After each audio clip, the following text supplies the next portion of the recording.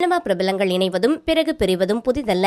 ஆனால் யாரும் எதிர்பார்க்காத வகையில் தனுஷ், ஐஸ்வர்யா இருவரும் ஓவர் நைட் சண்டையில் பிரிவதாக அறிவித்தார்கள். ஆனால் இருவரும் சட்டப்பூர்வமாக விவாகரத்து வாங்காத நிலையில் இருவரையும் சேர்த்து வைக்க குடும்பத்தினர் முயற்சி செய்து வந்தனர். சேர்ந்து விடுவார்கள் என்று ரசிகர்கள் நினைத்தபோது விவாகரத்து வேண்டி அண்மையில் இருவரும் நீதிமன்றத்தை நாடியுள்ளனர். இந்த சலசலப்பு ஓய்வதற்குள் திடீரென்று இரு ஜோடிகள் பிரிவதாக அறிவித்திருக்கின்றனர். இவர்களின் இந்த அறிவிப்பை பார்த்து ரசிகர்கள் கடும் அதிர்ச்சியில் இருக்கின்றனர். திருமணமாகி 10 வருடங்களாக ஒன்னாக வாழ்ந்தவர்கள், பள்ளி படிக்கும் காலத்திலிருந்தே காதலித்து வந்தவர்கள். சமீபத்தில் இந்த ஜோடி கலந்து கொண்ட நேர்காணலில் பள்ளியில் காதலித்தவர்கள் வாழ்க்கையில் இணைந்ததில்லை, ஆனால் இன்றும் எங்கள் காதல் தொடர்ந்து கொண்டிருக்கிறது என்ற இந்த ஜோடி 2013ஆம் ஆண்டு திருமணம் செய்து கொண்டவர்கள். இவர்கள் யார் என்றால் இசையமைப்பாளர் மற்றும் நடிகரான ஜி.வி. பிரகாஷ், சைந்தவி.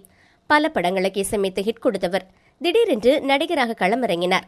இவர் நடித்த படங்கள் ஆஹா ஓஹோ என ஓடவில்லை. என்றாலும் வசூல் ரீதியாக படுத்ததில்லை. ஒரு பக்கம் நடிப்பு, இன்னொரு பக்கம் இசை என கலக்கிக் கொண்டிருந்தார். கர்நாடக இசை பாடகியான சைந்தவியும் பல திரைப்படங்களில் இனிமையான குரலால் இசை பயணத்தை தொடர்ந்தவர் திடீரென்று இவர்களுக்குள் தனியாக வாழ்ந்து வருகிறார்கள்.